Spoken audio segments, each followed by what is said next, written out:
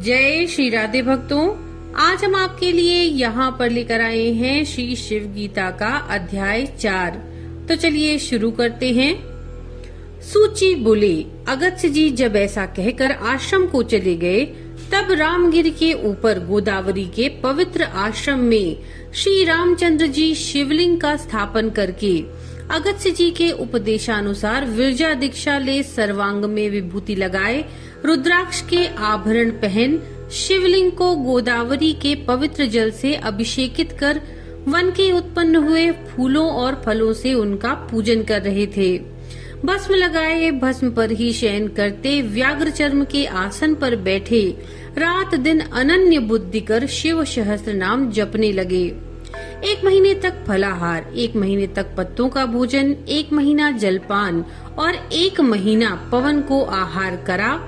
शांत अंतःकरण इंद्रियों को जीते प्रसन्न मन महेश्वर का ध्यान किया। हृदय कमल में विराजमान अर्धांग में पार्वती जी को धारण किए। 4 भुजा 3 नेत्र बिजली के समान पीली जटा धरे, करोड़ों सूर्य के समान प्रकाशमान, कोटि चंद्रमा के समान शीतल, संपूर्ण गहने पहरे सर्पों का यज्ञोपवीत, व्याघ्र चर्म ओढ़े भक्तों के अभयदाता वरदायक मुद्रा धारे, व्याघ्र चर्म का ही उत्तरीय ओढ़े देवता और असुरों से नमस्कार पाए, पंचमुख चंद्रमा मस्तक पर धारे, त्रिशूल और डमरू लिए, नित्य अविनाशी शुद्ध अक्षय निर्विकार एक रूप शिव जी का इस प्रकार से नित्य ध्यान धरते 4 महीने बीत गए। तब प्रलय कालिक समुद्र के समान भयंकर शब्द प्रकट हुआ। जिस प्रकार से समुद्र मंथन के समय मंदरांचल के बिलोने से ध्वनि उठी थी, त्रिपुरासुर के जलाने के समय शिव जी के बाण अग्नि के समान भयंकर महाशब्द सुनकर रामचंद्र जी चकित हो जब तक गोदावरी के तटों की ओर दृष्टि करते, तब तक भयंकर महातेज पुंज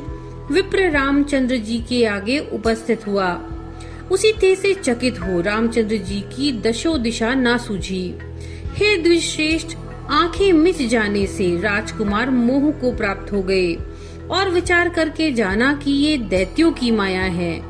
फिर वे महावीर उठकर और अपने बड़े धनुष को चढ़ाकर तथा दिव्य मंत्रों से अभिमंत्रित कर तीक्ष्ण बाणों पर दृष्टि करने लगे। आग्नेयास्त्र, वरुणास्त्र, सोमास्त्र, मोहनास्त्र, सूर्यास्त्र, पर्वतास्त्र, सुदर्शनास्त्र, महाचक्र, काल चक्र, वैष्णवास्त्र, रुद्रास्त्र, पाशुपतास्त्र, ब्रह्मास्त्र, कुबेरास्त्र, वज्रास्त्र, वायवास्त्र, परशुरामास्त्र इत्यादि अनेक मंत्रों का राम जी ने प्रयोग किया। परंतु उस महातेज में वे रामचंद्र जी के अस्त्र शस्त्र इस प्रकार लीन हो गए जैसे समुद्र में पत्थर और ओले मग्न हो जाते हैं। तब एक क्षण मात्र में धनुष जलकर रामचंद्र जी के हाथ से गिर गया। फिर तरकश, अंगुली त्राण, गोधा जो प्रत्यंचा के आघात से रक्षा करता है, जलकर गिर पड़े। ये देखकर लक्ष्मण जी भयभीत और मूर्छित होकर के पृथ्वी पर गिरे और रामचंद्र जी भी निस्तब्ध होकर केवल घुटने से पृथ्वी पर बैठ गए और आंखें मीचे भयभीत हो शंकर की शरण को प्राप्त हुए और ऊंचे स्वर से शिव सहस्त्र नाम का जप करने लगे। फिर शिव जी को पृथ्वी में दंड प्रणाम बारंबार किया। फिर भी प्रथम के समान दिग्मंडल को शब्दायमान करने वाला शब्द हुआ। उस घोर शब्द से पृथ्वी चलायमान और पर्वत कंपित हुए। तब फिर क्षण मात्र में वह तेज चंद्रमा के समान शीतल हुआ। जितने में रामचंद्र जी नेत्र खोलकर देखते हैं, तब तक ही उन्होंने संपूर्ण भूषण धारण किए वृषभ के दर्शन किए, जिनका रंग अमृत के मथने से उत्पन्न हुए मक्खन के पिंडकी की तरह श्वेत है, जिसके श्रृंगार में सुवर्ण में बधी मरकत मणि शोभित होती है।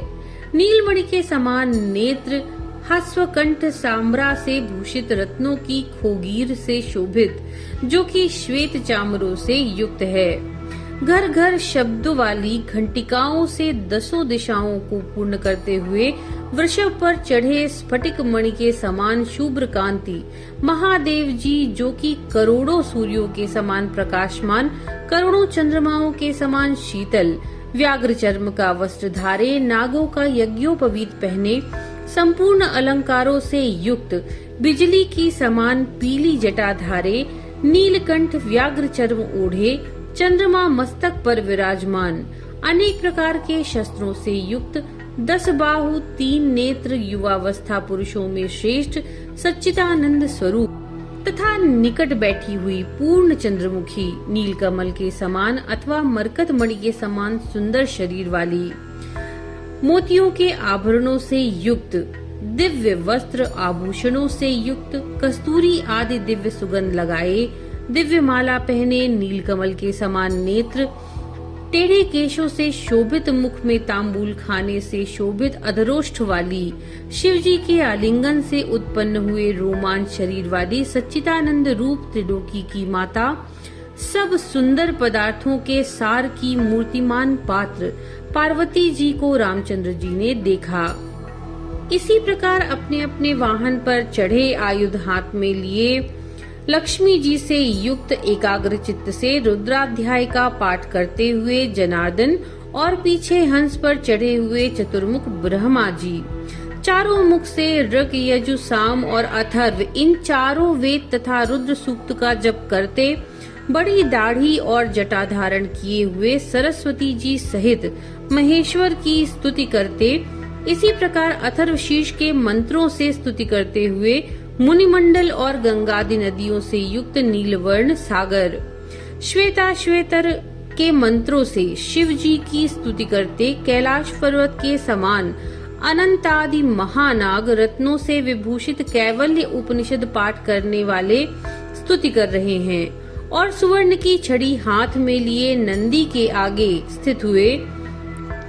दक्षिण की ओर पर्वत के समान मूषक पर चढ़े गणेश जी और उत्तर की ओर मयूर पर चढ़े कार्तिकेय, महाकाल और चंडेश्वर पार्षद गण, सेना नायक भयंकर मूर्ति धरे, इधर उधर स्थित दावाग्नि के समान दीप्तिमान, दूर स्थित कालाग्नि रुद्र,